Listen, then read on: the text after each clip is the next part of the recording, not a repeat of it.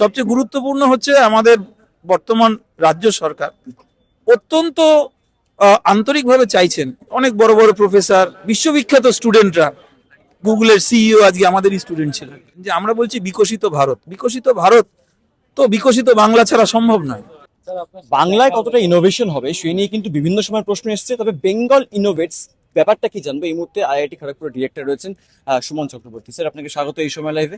বেঙ্গল ইনোভেটস নতুন করে বাংলা ভাবছে, সরকারের সঙ্গে আপনি বললেন যে সমন্বয় রেখে আইআইটি খড়গপুর নতুনত্ব আনবে, বিষয়টা ঠিক কি? বিষয়টা হচ্ছে যে আমরা যদি মনে করি যে আমাদের এই বাঙালি একটা বাঙালি জাতি হিসেবে বাঙালি জাতি তার সমস্ত মনন উদ্ভাবনী শক্তি এটার জন্য সারা দেশে তো বটেই সারা বিশ্বে অত্যন্ত প্রসিদ্ধ ছিল। আমাদের বিখ্যাত যারা আহ, বিজ্ঞানী প্রযুক্তিবিদ বহুকাল আগে আচার্য প্রফুল্লচন্দ্র রায় যেভাবে রসায়ন বিদ্যাকে একটা ব্যবসার মধ্যে মানে নিয়ে গেছেন, সেটা বাঙালির কাছে একটা বিরাট উদাহরণ ছিল, সারা দেশকে এটা উদাহরণ দিত। কিন্তু মাঝে কিছু সময় গেছে যখন বাঙালির এই যে অবস্থান সেই অবস্থানটা দখল করে নিয়েছে অন্যান্য বিভিন্ন অগ্রগতি, যেটা সামগ্রিকভাবে দেশের অগ্রগতি অনেক হয়েছে। এবারে বাঙালির পক্ষে যেটা অনেক বেশি করে সম্ভব, যে বাঙালির মধ্যে একটা খুব বড় জিনিস আছে, সেটা হচ্ছে পড়াশোনা এবং উদ্ভাবনী যে দক্ষতা, এটা বাঙালির মধ্যে চিরকালই প্রবল মাত্রায় আছে।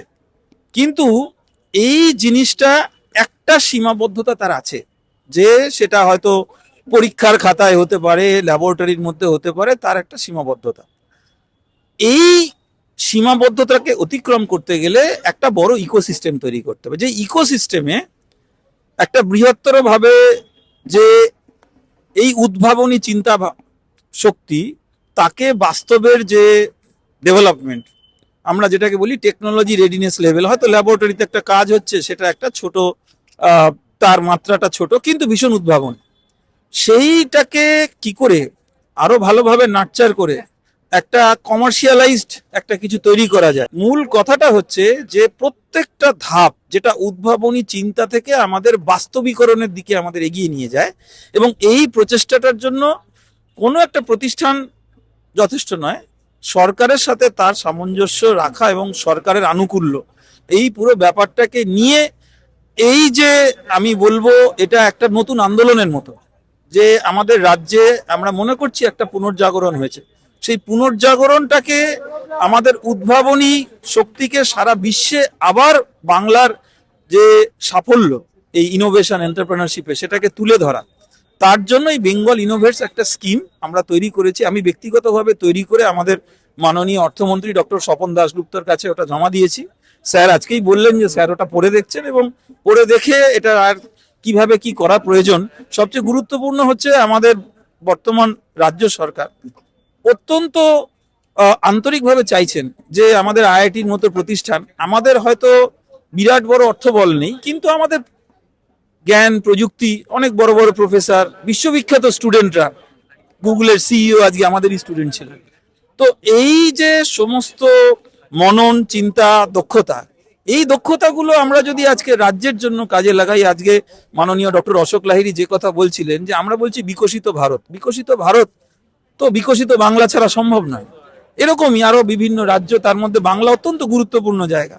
তো সেই বিকশিত বাংলা যাতে বিকশিত ভারতকে কন্ট্রিবিউট করতে পারে এবং সারা বিশ্বে বাঙালি আবার একটা অগ্রণী ভূমিকা নিতে পারে ইনোভেশন অ্যান্ড এন্টারপ্রেনারশিপের জন্য, সেই কথা মাথায় রেখেই এই বেঙ্গল ইনোভেটস প্রস্তাবনাটা আমি আমাদের রাজ্য সরকারকে মাননীয় অর্থমন্ত্রীকে আমি জমা দিয়েছি। অনেক ধন্যবাদ। আমরা কথা বলছিলাম আইআইটি খড়গপুরের ডিরেক্টরের সঙ্গে। তিনি যে বিষয়টি স্পষ্ট করলেন যে ইনোভেশনের ক্ষেত্রে কিন্তু বাঙালি বরাবর এগিয়ে থাকে, তবে এই ইনোভেশনের ক্ষেত্রে কিন্তু নতুন দিশা দেখাবে বেঙ্গল ইনোভেটস, এবং সেই যে সেই দিশা কিন্তু আইআইটি খড়গপুরের হাত ধরে আইআইটি খড়গপুরের ডিরেক্টর তিনি ইতিমধ্যেই রাজ্যের অর্থমন্ত্রী তার কাছে এই প্রস্তাব তিনি পাঠিয়েছেন, এবং অর্থমন্ত্রী তাকে আশ্বস্ত করেছেন যে এই নিয়ে কিন্তু সরকার ভাববে। এবং দেখার বিষয়, সরকার ভাবার পর এর যে চিন্তা ভাবনা এবং এর যেভাবে ভাবা হচ্ছে এই বিষয়টিকে নিয়ে, সেখান থেকে দাঁড়িয়ে পরবর্তী ক্ষেত্রে সরকার বেঙ্গলের ইনোভেশনের ক্ষেত্রে কি কি পদক্ষেপ করেন। ক্যামেরা কিশোর মুখোপাধ্যায়ের সঙ্গে শুভজিৎ চক্রবর্তী, এই সময় লাইভ, কলকাতা।